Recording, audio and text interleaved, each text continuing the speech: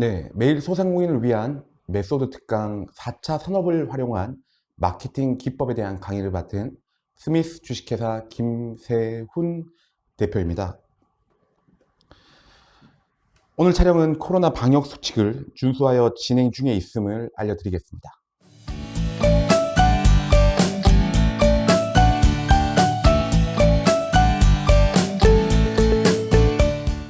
저는 현재 디지털 마케팅 및 유튜브 컨텐츠를 기반으로 한 기업 및 공공기관의 강구 솔루션을 개발하는 회사를 운영 중에 있습니다. 격변하는 디지털 마케팅 환경에서 몇 년 전부터 감고업계에서는 제4차 산업이라는 거대한 산과 같은 변화의 흐름을 직접 보고 느끼며 또 다른 새로운 환경을 맞이하고 이를 어떻게 준비하고 기회를 선점할 수 있는지에 대해서 고민하면서 현 시대를 살아가고 있습니다. 창업 전 제가 직장 생활을 했던 곳은 바로 현대백화점 마케팅 부서였습니다. 그 당시에만 해도 오프라인을 통해서 고객을 어떻게 유입할 것이냐에 대해서 많은 고민을 했었던 시기였는데요.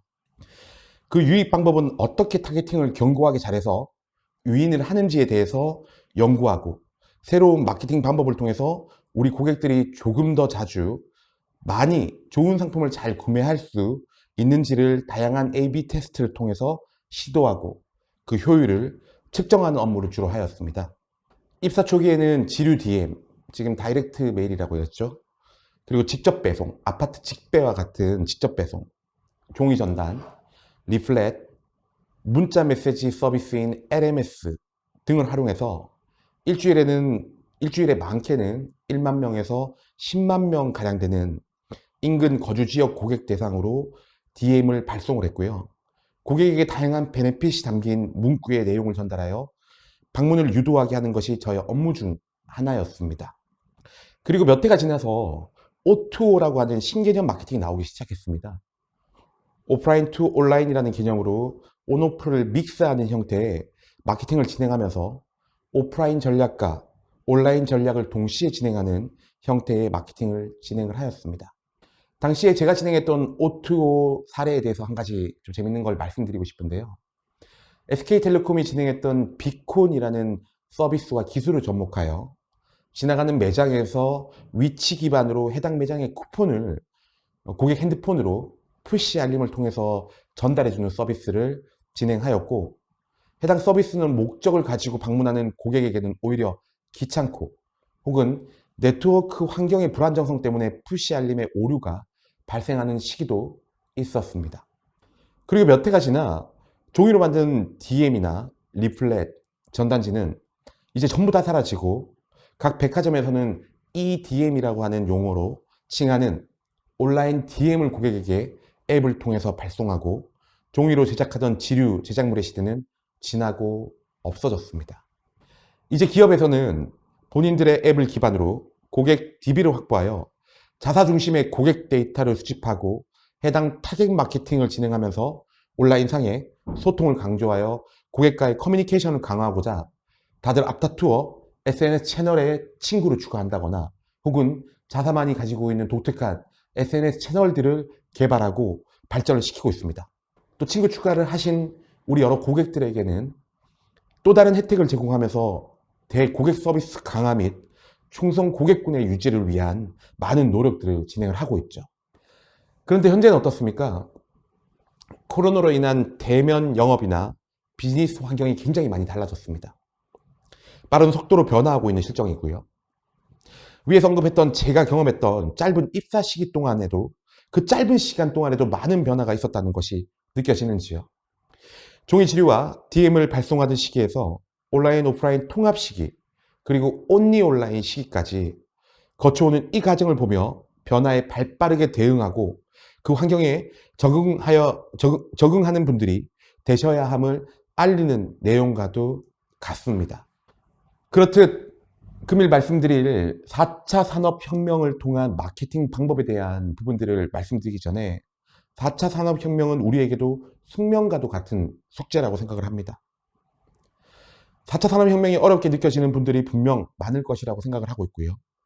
초연결 사회에서 과연 우리는 어떤 것들을 해야 하고 혹은 그것들을 우리 자영업자들은 어떻게 준비하고 이야기해보고 오늘 나눠야 하는가에 대해서 큰 주제에서의 이야기지만 해당 강의 내용을 통해서 코로나로 힘든 시기를 보내는 우리 자영업자분들에게 함께 지식이 공유되는 시간이 되기를 바라는 마음입니다. 목차 부분에 대한 설명을 드리겠습니다. 첫 번째로는 4차 산업혁명에 대한 이해 부분, 즉 정의와 주요 본질, 그리고 1차부터 4차 산업혁명까지 이어지는 각 역사별로의 관점은 어떻게 변화하고 왔는지, 정보혁명의 시대를 지나 디지털 혁명의 시대를 지나서 또 한번 만물 초지능 연결사회라는 큰 거대한 파도를 우리는 준비하고 있는 그 역사적 사례를 보면서 과연 역사에서는 우리가 어떻게 더 준비를 해왔고 그리고 앞으로 인류는 어떻게 나아갈 것인가에 대한 부분을 말씀을 드리겠습니다. 그리고 두 번째는 4차 산업혁명과 관련되어 있는 마케팅들을 안내를 드릴 건데요. 그 첫 번째로 메타버스라는 플랫폼을 통한 마케팅 방법들, 두 번째는 디지털 휴먼이죠. 버추얼 인플루언서로 활용한 마케팅 방법, 세 번째는 컨텐츠 마케팅에 대한 부분들을 설명을 드리고 Q&A를 통해서 강의를 마치도록 하겠습니다. 네, 첫 번째입니다. 4차 산업에 대한 이해 부분, 4차 산업혁명이란 무엇인가? 4차 산업혁명은 2016년 1월 스위스 다보스에서 열린 세계경제포럼에서 처음 언급한 개념으로 디지털 혁명 또는 지식혁명, 지식정보혁명으로 정의되는 제3차 산업혁명을 기반으로 수학, 물리학, 생물학 등의 기초과학과 정보통신기술, 즉 ICT의 융합으로 이루어지는 지식혁명 시대로 정의할 수 있습니다. 4차 산업혁명은 사물 인터넷, IoT와 인공지능, AI, 로봇공학, 무인 운송수단, 무인 항공기, 무인 자동차, 3차원 인쇄, 3D 프린팅, 나노 기술의 6대 기술 분야와 빅데이터, 헬스케어, 가상현실, 증강현실, 운영 서비스 분야를 기반으로 하고 있습니다. 4차 산업혁명을 이해하기 위해서는 초연결 사회를 위한 통신기술, 초지능화를 위한 인공지능과 메타버스, 버추얼 인플루언서, 그리고 컨텐츠 마케팅의 웹툰과 비디오 컨텐츠에 대해서 금일 안내를 드리도록 하겠습니다. 그렇다면 1차부터 4차까지 이어지는 4차 산업혁명은 과연 어떤 발전 단계를 거쳐왔느냐에 대한 부분을 말씀을 드리겠습니다. 18세기 증기기관의 발명으로 영국의 섬유공업이 발전했습니다. 그리고 석탄을 에너지로 하는 철도 인프라가 세계적으로 확산된 제1차 산업혁명이 대량 생산을 가능케 하는 제품을 생산하게 만들었죠. 19세기 후반에서 20세기 초반에 걸쳐 전기에너지 활용으로 대량 생산 산업 생태계가 세계적으로 전개된 제2차 산업혁명은 그리고 20세기 후반 컴퓨터와 인터넷으로 촉발된 지식정보혁명을 제3차 산업혁명으로 구분할 수 있습니다. 이러한 산업혁명의 연장선에서 2010년대 중반은 IoT와 CPS, 빅데이터, 인공지능, 지능 로봇으로 촉발되는 4차 산업혁명의 전환기로 볼 수가 있습니다. 만물 초지능 통신 기반은 모든 것을 연결하는 수집한 데이터를 인공지능으로 해석하고 이를 바탕으로 고도의 경영 판단과 자율 제어를 통해 시스템을 혁신하려는 인류의 거대한 도전과도 같습니다. 우리는 만물 초지능 통신현명 인공지능의 기술 발전과 그 상호작용으로 파생되는 수학 가속화로 인류 역사 최대의 새로운 산업혁명이 촉발될 것을 전망하고 있습니다. 이를 통해서 인류는 생활 방식과 사회 경제의 운영 방식이 혁신되는 거대한 변혁의 총체를 할 수 있고 마찬가지로 제4차 산업혁명은 지구 차원의 만물 초지능 인터넷 생태계의 성숙으로 인류의 생활 방식이나 시스템의 가동과 인프라의 유지, 관리 방식이 혁신되는 디지털 행성의 시대로 도래되고 있습니다. 지난 30년 동안 인류는 인터넷을 통한 정보의 공유를 통해 인간의 역량을 확장해온 인간의 인터넷 시대였다면 앞으로 펼쳐질 30년은 사물과 모든 기계, 부품까지도 인터넷으로 연결되는 만물 초지능 인터넷 시대로 나아가게 될 것이라는 전망이 있습니다. 몇 년 전 보았던 흥미로운 영화였습니다. 허라고 하는 주제의 영화에서 테오도르와 사만다는 이제 우리 앞에 곧 다가올 미래처럼 느껴지기도 합니다. 가끔 저희 집에 있는 휴대폰에서 이제 응답하는 그런 인공지능의 대화를 할 때마다 참으로 신기한 세상이 굉장히 빨리 오고 있구나라는 걸 실감을 하고 있거든요. 그렇듯 영화 허에서 나왔던 테오토르와 사만다 이야기는 침대에서 일어나서 정보 시스템을 향해 오늘 할 일과 그리고 발생할 가능성이 있는 일에 대해서 알려주고, 인공지능 비서가 오늘의 스케줄과 발생 가능한 일을 개인의 경험과 데이터 분석을 통해 확률까지 계산하여 알려주는 일이 있고, 집안의 온도와 조명, 딸아이 깨우기, 심지어 커피 준비까지도 함께 해주는 만물 초지능 사회를 곧 맞이하게 될 것입니다. 이런 4차 산업혁명의 초기 단계에 저희는 있을 것이라는 생각을 하고 있습니다. 인류사회에서는 앞전에 말씀드린 농경사회에서 산업사회로 바꾼 근본적인 출발점은 바로 석탄의 발전과 바로 증기기관의 출현입니다. 증기기관은 인간과 가축이 근육이 지닌 한계를 넘어서 유용한 운동에너지를 만들어내는 능력이 어떤 수단보다 뛰어났기 때문입니다. 몇 년 전 학회에 올라온 자료를 보면서 그 증기기관의 발전을 제1의 기계의 시대였다면, 근육이 지닌 한계를 극복하는 것이 아닌 디지털 기술로 우리의 정신력, 즉 뇌를 발전시키는 정신력을 대폭 강화시킬 수 있는 제2의 기계의 시대에 들어서고 있다고 주장을 하고 있기도 합니다. 이제는 사물을 분석하고 생각하는 정신력을 갖도록 함으로써 인류가 극적인 전환을 시도하는 제4차 산업혁명으로 나아가고 있음을 의미합니다. 인류 문명이 성취한 농업혁명은 자연의 길, 산업혁명은 인공의 길, 정보혁명은 모든 것을 연결하는 네트워크의 길이었습니다. 앞으로 인류가 맞이할 새로운 제4차 산업혁명은 자연의 길, 인공의 길, 네트워크의 길을 한 차원 끌어올리면서 인류 문명을 융성하는 조화의 길이라고 생각합니다. 그래서 기업들은 굉장히 많은 이야기들을 하고 있습니다. ESG, 그리고 UN에서도 SDG, 지속 가능 발전 가능한 경영을 하는 것이 우리의 주요 목표가 되어버렸습니다. 즉, 인류가 발생하고 있는 여러 가지 문제점들, 고령화 사회로의 진입, 저출산 문제, 에너지의 효율화, 코로나 바이러스와 같은 이런 대재앙들, 그리고 환경 문제와 그런 관련 이슈들, 이런 것들은 인류가 해결해야 되는 큰 과제이고, 이 조화의 길을 가기 위한 4차 산업혁명은 우리가 선택해야 할 길이고 함께 해결해야 될 과제라고 생각을 하고 있습니다. 그렇듯 앞으로 알아볼 4차 산업혁명에 대한 기본적인 개요와 본질에 대한 부분들을 여러분들에게 설명을 해드렸고요. 이제 두 번째 시간은 과연 4차 산업혁명에 우리가, 그리고 우리 자영업자분들, 소상공인분들이 적용해야 될 마케팅 수단으로 활용할 플랫폼들은 과연 어떤 것들이 있는지 조금 자세하고 디테일하게 기업 사례 중심으로 말씀을 드리겠습니다. 그 첫 번째 시간은 바로 메타버스입니다. 메타버스는 가공과 추상을 의미하는 메타와 현실 세계를 의미하는 유니버스의 합성어로 3차원 가상세계를 의미합니다. 기존의 가상현실, Virtual Reality인 VR, 그리고 증강현실인 AR이라는 용어보다 확장된 개념으로 아바타를 통해 친구를 만나고 놀이, 업무, 소비, 소통 등을 하는 가상세계를 일컫습니다. 코로나19 이전부터 존재해왔던 이런 언택트 세계를 메타버스라고 부르고요. 스마트폰, 컴퓨터, 인터넷 등 디지털 미디어에 담긴 새로운 세상, 디지털화된 지구를 뜻합니다. 인간이 디지털 기술로 현실 세계를 초월해서 만들어낸 여러 세계를 메타버스라고 합니다. 여러분 곁에도 굉장히 많은 메타버스들이 존재하고 있습니다.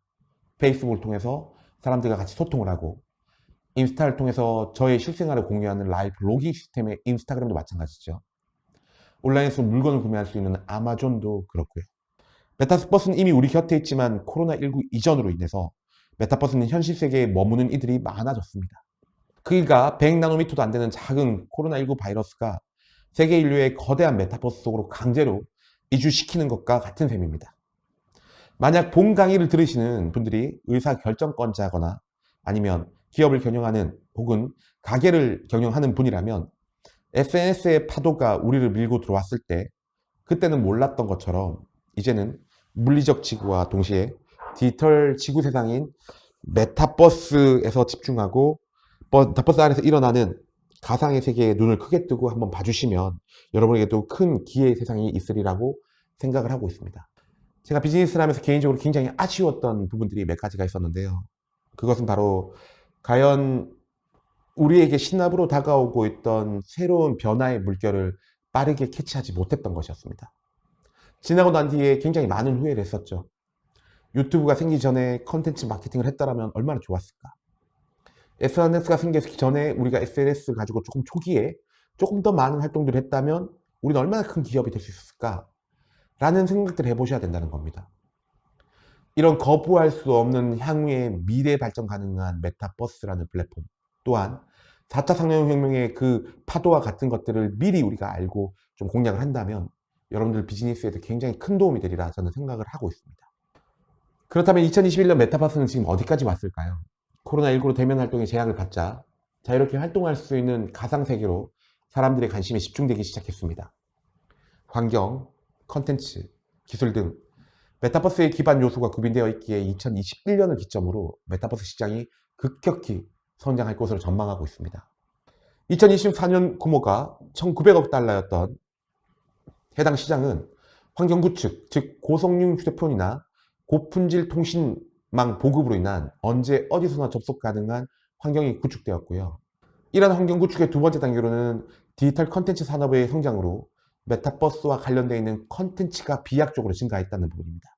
또한 컨텐츠를 더욱더 실감나게 즐길 수 있는 확장형 디바이스, 즉 우리 손에 쥐고 있는 이 모바일 휴대폰이 아니라 이제는 VR을 실행할 수 있다거나 확장성 모바일의 개념을 웨어러블 와치를 찬다거나 혹은 구글 글라스와 같은 이런 이 웨어러블형 디바이스들을 통해서 산업 규모는 2025년 당시에는 2,800억 달러까지 증가한다는 전망을 확인하실 수가 있습니다.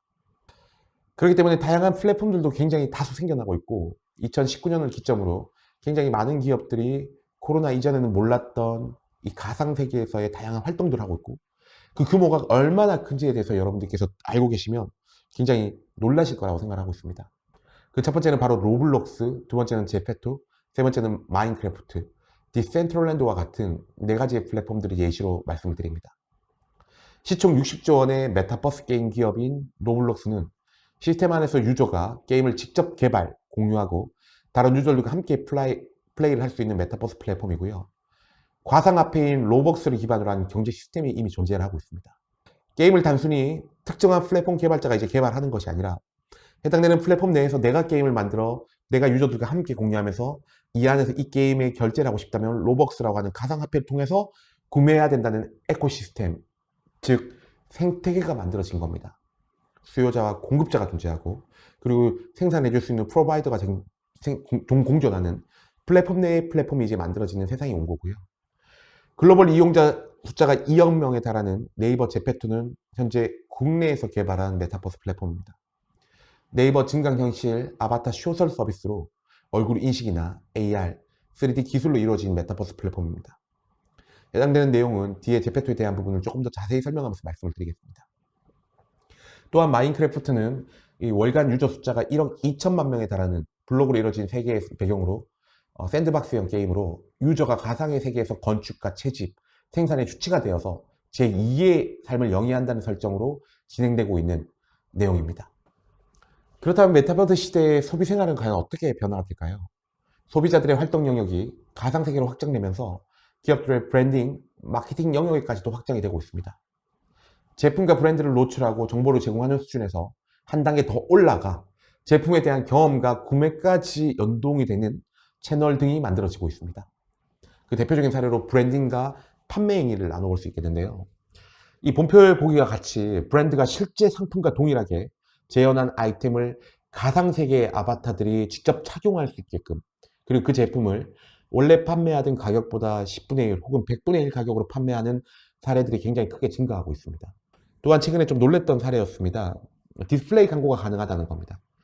가상의 세계에서 우리는 이 지금 본질의 제가 현실 세계를 살고 있다면 해당되는 가상의 세계 속에서는 건축물과 구조물 그리고 우리 현실과 동일한 형태의 구조물들을 다 만들어 놓고요.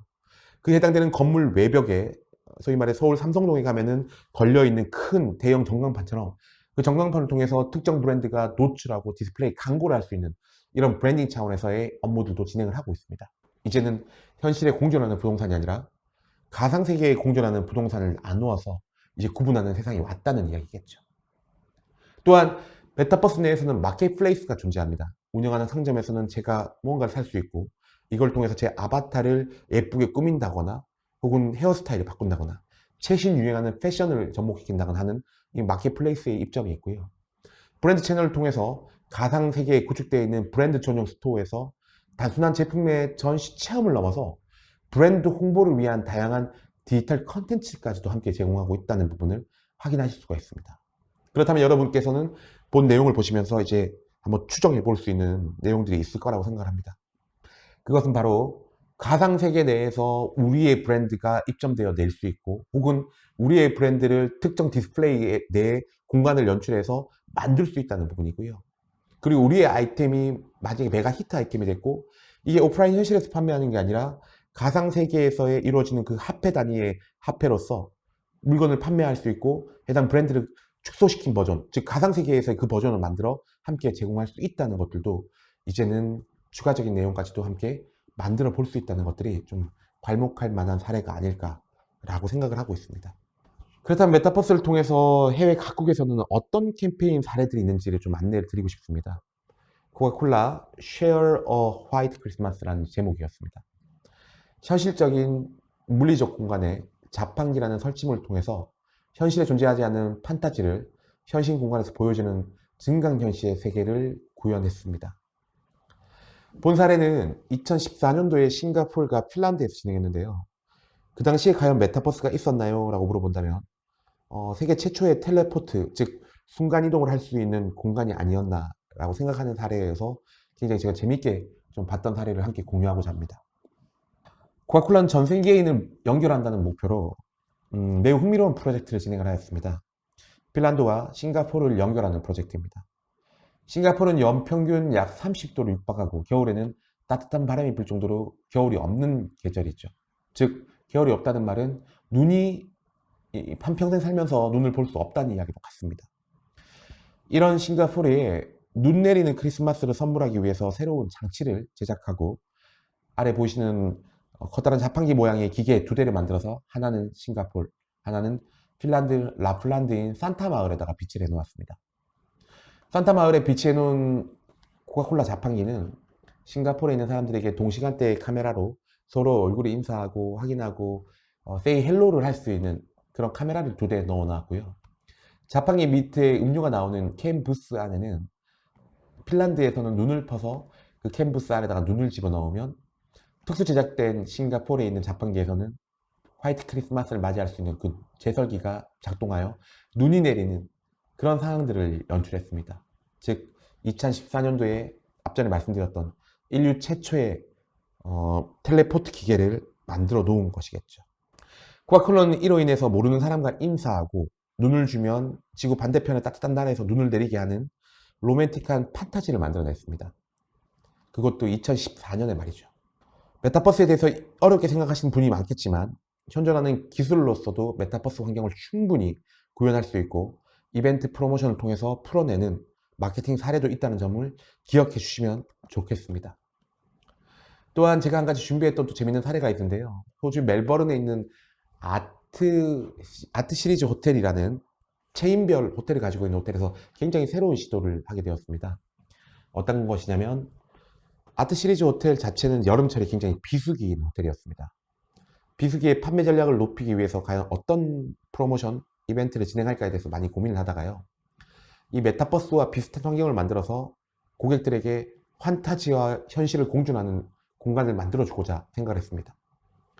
특이하게도 이 아트 시리즈 호텔은요, 특정한 유명 아티스트를 각 체인별로 작품 전시를 해놓는 것이 가장 인상 깊었던 이 호텔이었는데, 이 미국의 유명한 그 그래피티 아티스트인 뱅크시라는 작가의 굉장히 고가, 즉 15,000달러를 하는 고가의 작품을, 실제 고가의 작품을 사서 특정 호텔별로 돌아다니면서 이 뱅크시 작품을 전시를 하게 됩니다.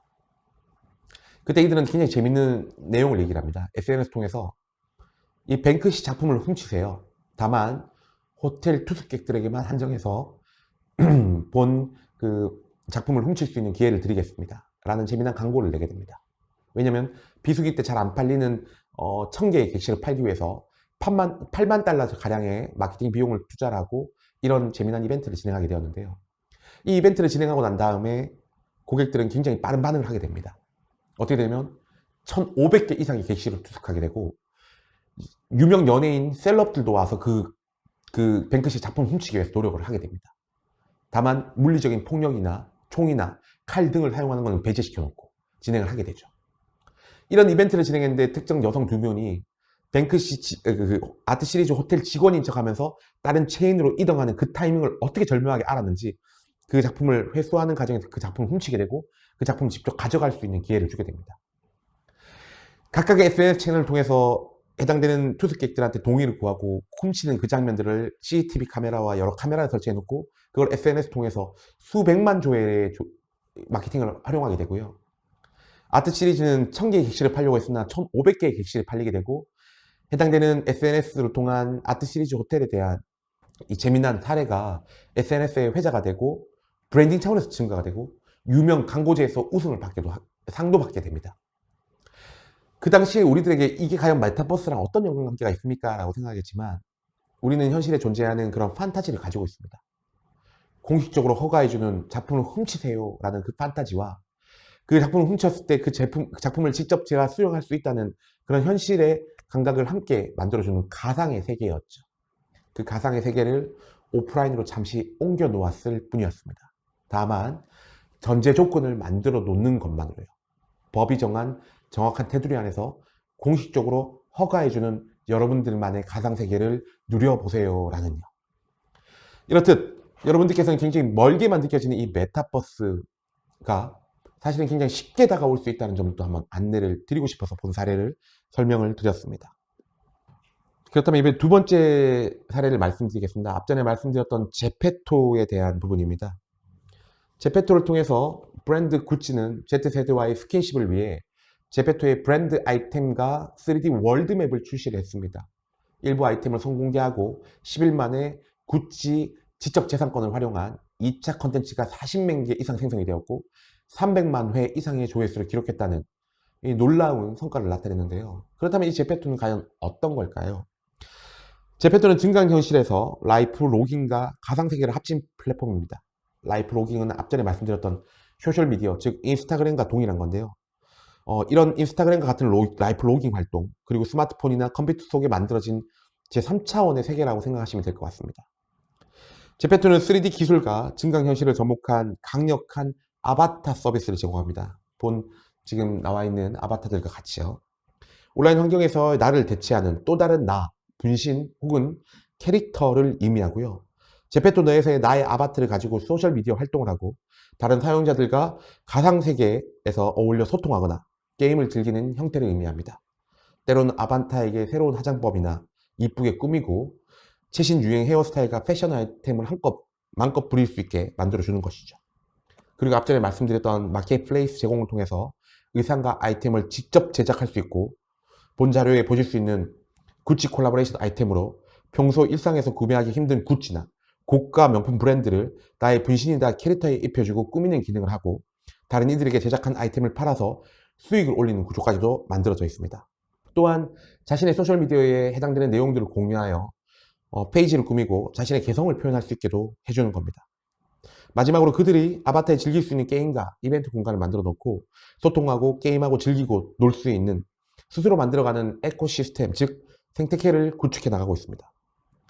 최근 제페토와의 미팅을 통해서 다양한 F&B 브랜드들이 여러 가지 시도들을 한다는 내용을 들었습니다.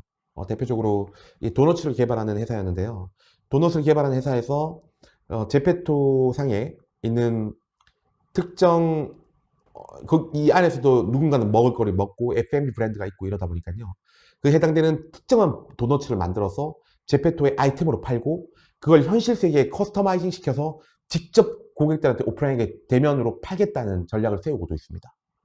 또한 대형 연예 기획사에서는 소속 연예인들 아바타들이 속속 등장하는 행위들로 그 안에서 또 다른 팬덤을 형성하는 문화도 만들어지고 있습니다. 또한 가상 공간 내에서 앞전에 말씀드렸던 건물 외벽이나 지하철에서도 현실 세계와 동일한 형태의 이런 것도 만들어가고 있고요.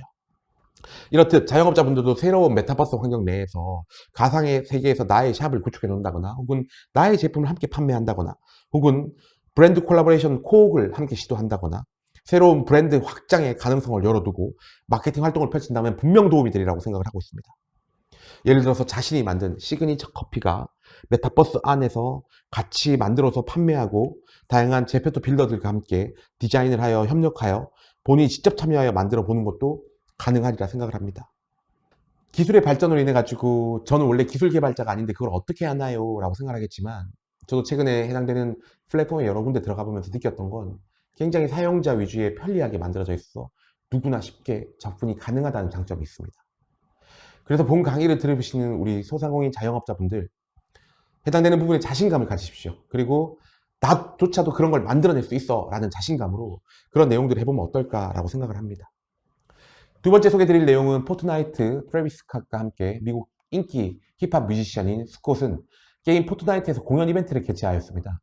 동시 접조사 숫자는 최대 1230만 명이었고 수익은 약 2천만 달러, 공연 이후에 음원 이용률은 약 25%나 상승을 했습니다. 해당 공연에 1000만 명이 넘는 사람이 동시에 시청하면서 저기 있던 아바타들이 입었던 해당 패션 아이템들 그리고 캐릭터 아이템들을 판 것에 대한 수익도 발생을 하였습니다. 또한 한국의 유명 아이돌 BTS는 메타버스 게임 플랫폼인 포트나이트에서 다이너마이트 뮤직비디오를 선공개하고 온라인 콘서트로만 500억 원의 매출을 냈습니다. 앞서 말씀드린 제페토 공간에서는 블랙핑크의 가상 팬사인회로 4,600만 명이 참여를 하였다고 하고요. 그렇듯 메타버스를 활용한 사례들이 국내에서도 굉장히 다양하게 많이 이루어지고 있습니다.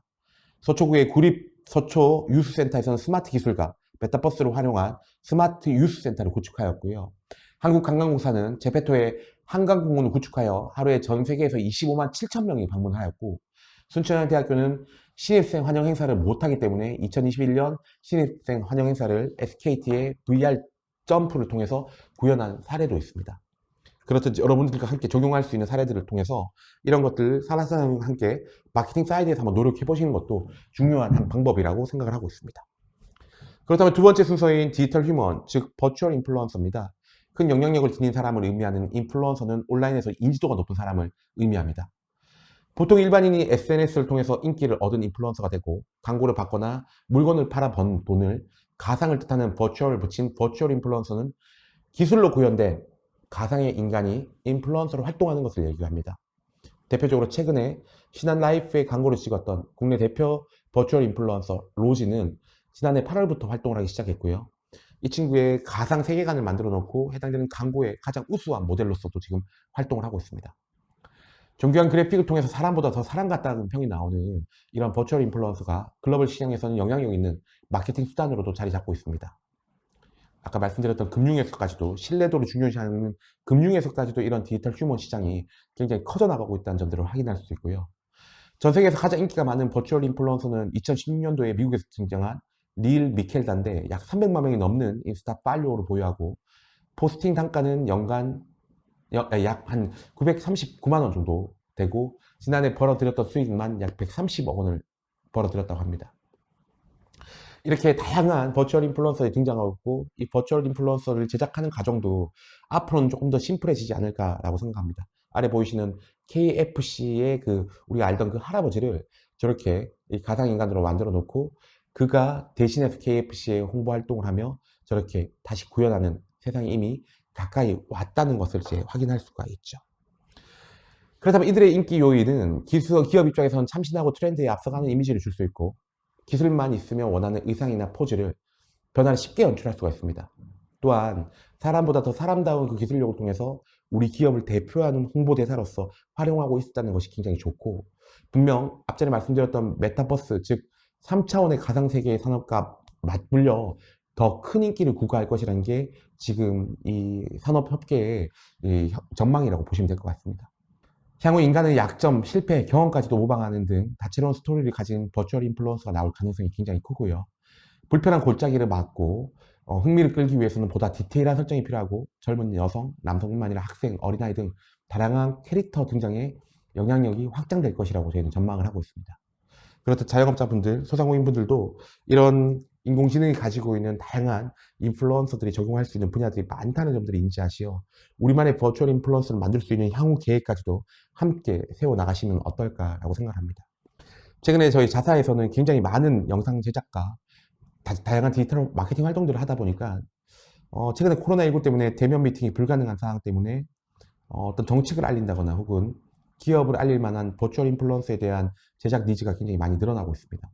그렇듯 우리 회사를 소개하기 위해서 AI 아나운서가 있으면 어떨까요? 혹은 버추얼 인플루언서가 우리 회사를 대표해서 좀 안내를 해주면 어떨까요? 라는 니즈를 많이 받고 있거든요.